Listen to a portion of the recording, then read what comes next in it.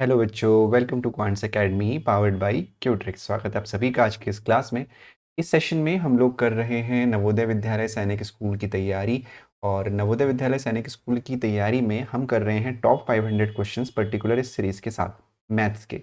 और हमारी कोशिश है कि आने वाली 20 जनवरी को जो नवोदय विद्यालय की परीक्षा है उसमें हम 25/25 स्कोर कर सकें। तो उम्मीद करता हूँ कि क्लासेस आपको अच्छी लग रही होंगी। अगर अच्छी लग रही हैं तो वीडियो को लाइक, चैनल को सब्सक्राइब और वीडियो को शेयर अपने दोस्तों से ज़रूर करिएगा। और हम कोशिश कर रहे हैं, क्योंकि देखो किसी भी एग्ज़ाम को क्वालिफाई करने के लिए प्रीवियस ईयर क्वेश्चंस करना बहुत ज़्यादा ज़रूरी हो जाता है। ठीक है, तो चलिए शुरू करते हैं आज की इस क्लास को आज के पहले क्वेश्चन के साथ। आज का जो पहला क्वेश्चन है वो आपके सामने है। The perimeter of a rectangle and square is same, length and breadth of rectangle are 10 centimetre and 8 centimetre respectively. What is the area of square? ध्यान दीजिएगा, perimeter of a rectangle and square is same. Perimeter और rectangle जो है एक क्या होता है, सबसे पहले हिंदी वाले समझ लीजिए। पेरीमीटर क्या होता है? पेरीमीटर आपका होता है जो चारों भुजाओं का योग होता है। ठीक है, रेक्टेंगल आपका क्या होता है? आयत होता है। स्क्वायर क्या होता है? आपका वर्ग होता है। Length and breadth of a rectangle are 10 and 8 centimetre respectively. What is the area of the square? ध्यान दीजिएगा, तो मैं आपको सामने दोनों फिगर बना दे रहा हूँ। ठीक है, ये आपका हो गया रेक्टेंगल और ये आपका हो गया स्क्वायर। ठीक है, ये आपका स्क्वायर हो गया। तो अब ध्यान दीजिएगा, क्या बोला है कि इन दोनों का जो पेरीमीटर है वो सेम है ना। पेरीमीटर सेम है यानी जो इसके चारों भुजाओं का योग है वो दोनों का बराबर है। ठीक, तो हमें ये बोला गया है कि आपको क्या बताना है कि स्क्वायर का एरिया बताना है। बहुत आसान सा क्वेश्चन है बेटा, देखो ध्यान से। सबसे पहले हमें इसका पेरीमीटर पता होना चाहिए। जो आयत है, एक रेक्टेंगल है, रेक्टेंगल का पेरीमीटर क्या होता है? Twice of length plus breadth. ठीक है, और इसका पेरीमीटर क्या होता है? 4 इंटू साइड, यानी 4 गुणा भुजा। तो बेसिकली इसको हम पहले इसको हम क्या इन दो, ये दोनों का मान बराबर होगा। सबसे पहले इसको हमें दे रखा है कि जिसकी लंबाई है वो 10 सेंटीमीटर है और जो चौड़ाई है वो 8 सेंटीमीटर है। तो इसमें रख देते हैं, तो 2 गुणा लंबाई धन चौड़ाई, 2 गुणा 18। ठीक है, तो 4 गुणा साइड। ठीक हो गया, समझ में आया? तो 2 गुणा 18 मतलब 36 बराबर ये आपका हो जाएगा 4 इंटू साइड। ठीक है, तो साइड बराबर आपका हो जाएगा 36/4, यानी 4 9 जा 36। ठीक है, यानी जो स्क्वायर हमारा है उसकी एक साइड कितनी आ गई बेटा? 9 आ गई। कितनी आ गई? 9 आ गई। तो अगर एक स्क्वायर का एक साइड 9 है तो उसका एरिया क्या होता है? एरिया ऑफ स्क्वायर क्या होता है?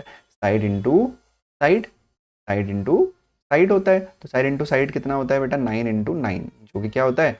81 स्क्वायर सेंटीमीटर। यानी ऑप्शन नंबर सी आपका आंसर होगा। नेक्स्ट क्वेश्चन है आपका, a boat is flowing in still water at the speed of 18 kilometre per hour. The speed of boat in metre per second. अब देखो बेटा, इसके लिए आपको कंफ्यूज किया गया है। जो आपके बोट वाले क्वेश्चन आते हैं ना, स्टिल वाटर, इसमें वो सब कुछ नहीं लगेगा। यहाँ पे सिर्फ आपको बोल रखा है कि एक बोट की जो स्पीड है वो 18 किलोमीटर प्रति घंटा है, तो उसको मीटर प्रति सेकंड में आपको परिवर्तित करना है। तो ध्यान रखिएगा, मैंने क्लास में पहले भी आपको बताया है कि अगर किलोमीटर पर आवर को आपको मीटर पर सेकंड में चेंज करना है तो उसको आपको गुणा करना पड़ेगा 5/18 से। 5/18 से मल्टीप्लाई करेंगे तो मीटर पर सेकंड में कन्वर्ट हो जाएगा। और अगर मीटर पर सेकंड को आपको 18/5 से आप मल्टीप्लाई करोगे तो वो किलोमीटर पर आवर में कन्वर्ट हो जाता है। तो यहाँ पे बेटा ये 18 किलोमीटर पर आवर है। अगर इसको मीटर पर सेकंड में आपको चेंज करना है तो आपको 5/18 से गुणा करना पड़ेगा। 18 से 18 कट गया, आपका आंसर आ गया 5 मीटर पर सेकंड। यानी जो हमारा आंसर होगा वो होगा ऑप्शन नंबर डी। तो आपको कुछ भी स्टेप बड़े करने की आवश्यकता नहीं है, बस याद रखिए कि कहाँ पर जो है किस तरीके से आपको क्वेश्चन को करना है। ठीक है, क्लियर है इतना? चलो बहुत बढ़िया, पढ़ते हैं अगले क्वेश्चन की तरफ। तो जो हमारा अगला क्वेश्चन है वो है, देखो ध्यान से देखना। A train started from Patna to Mumbai at 8:25 AM and reached Mumbai at 7:35 PM same day. The time taken by the train is।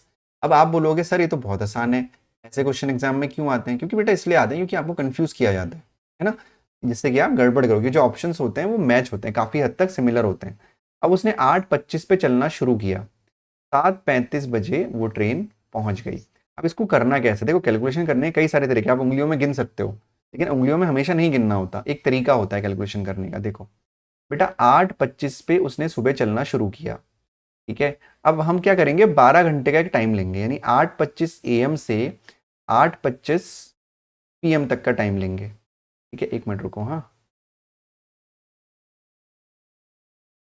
8:25 AM से 8:25 PM तक का हमने टाइम ले लिया। तो ये कितने घंटे हैं बेटा, 12 घंटे हो गए। कितने घंटे हो गए, 12 घंटे हो गए।